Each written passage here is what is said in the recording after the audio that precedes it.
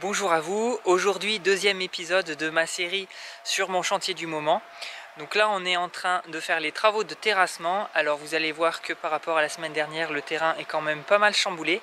Et je vais vous montrer à travers cette vidéo comment on a géré la forte pente qu'on avait sur le terrain.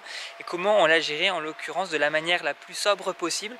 En tenant compte à la fois d'une certaine simplicité d'implantation et des besoins des clients. Donc voilà ce que ça donne ici sur ce terrain. On a commencé de terrasser la zone de l'entrée. Donc tout ça c'est le chemin d'accès qui va mener à la maison en lacet, en passant comme ça et puis en montant ici. Et la maison va se trouver ici, au milieu du terrain, au milieu en longueur, mais aussi au milieu à peu près en hauteur. Alors une manière plus sobre, ça aurait été de positionner la maison plutôt en bas du terrain et puis sur pilotis de manière à ne pas toucher le terrain existant. Mais là en fait on a choisi de la mettre un peu plus haute pour échapper à la maison voisine et puis avoir une vue un peu plus dégagée. En fait déjà ici la vue est sympa, mais quand on est un peu plus haut c'est encore mieux. Donc c'était un peu ça l'objectif.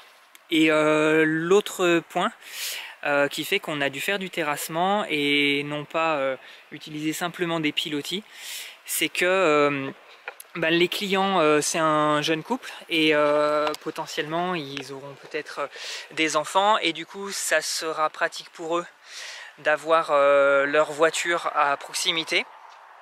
Et c'est ce qui fait qu'on s'est dit les voitures il va falloir les monter plus près de la maison. Donc c'est ce qui fait que on a choisi de faire ce chemin d'accès ici. Et du coup la maison on la positionne de manière encastrée dans le terrain, donc elle sera ici. Là on aura une cour de quoi manœuvrer les voitures et puis un garage sous la maison. Donc c'est ce qui fait qu'on a choisi ce mode d'implantation. Et en fait on dirait peut-être pas comme ça parce que là on est en plein travaux de terrassement, donc il y a des tas un peu de partout. Mais au final on va chercher l'équilibre autant que possible entre les déblais et les remblais, entre la terre qu'on enlève en l'occurrence ici pour implanter la maison et la terre qu'on rajoute par ailleurs sur le terrain, en l'occurrence ici sur le chemin d'accès, puisque là la partie basse est quasiment plate et puis ici ça monte fort, mais du coup avec le remblai on va pouvoir adoucir un peu cette pente.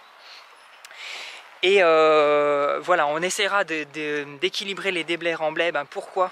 Parce que ce qui est intéressant c'est d'éviter d'avoir des camions de terre qui partent ou qui arrivent sur un terrain, donc autant que possible on gère sur place.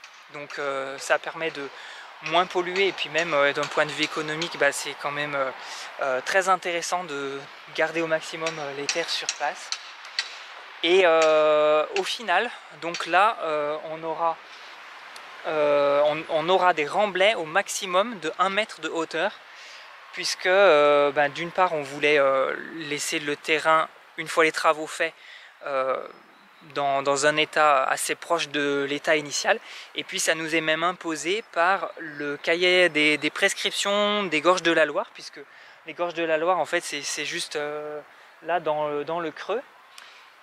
Et puis on a l'architecte des bâtiments de France qui a donné son avis sur le projet, puisqu'on est dans un secteur monument historique avec une tour qui se trouve ici dans le centre-bourg. Donc c'est ce qui fait que voilà, on aura au final très peu de remblais. L'autre chose qui est intéressante à dire, c'est que là, pour avoir le moins d'impact possible sur le terrain, du fait qu'on avait choisi d'encastrer la maison de toute manière, on a choisi de se mettre de manière parallèle à la pente, c'est-à-dire qu'on a la pente dans ce sens et nous on va s'implanter comme ça, et c'est une manière d'impacter le moins possible de terrain. On impacte moins en se mettant comme ça que si on s'était mis de manière perpendiculaire, où automatiquement il aurait fallu aller chercher plus loin, creuser plus loin la terre, ou alors au contraire ramener la maison plus proche ici de la partie basse, donc avoir plus de remblais. Et du coup on a fait ça tout en se dégageant autant que possible du sud, puisque le sud ça correspond à ce côté. Et donc là on arrivait bien à se dégager par rapport à la maison de devant, et au final les seuls masques solaires qu'on a l'hiver, ce sont ces arbres qui ne perdent pas leurs feuilles l'hiver, donc qui sont un peu pénalisants. Mais il n'empêche qu'on a quand même un bon potentiel d'ensoleillement sur ce terrain. Voilà pour cette visite d'aujourd'hui. Je vous ferai d'autres épisodes pour vous montrer l'avancement du chantier. Donc là, on a encore une semaine où le terrassement va continuer.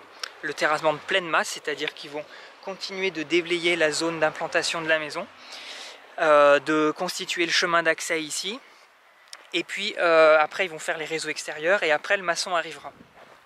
Donc dites-moi dans les commentaires si ça vous intéresse que je vous fasse d'autres épisodes dans ce style pour vous montrer la vie d'un chantier, et puis en même temps ça illustre les choix techniques qu'on a fait au regard de questions écologiques, de questions de performance thermique.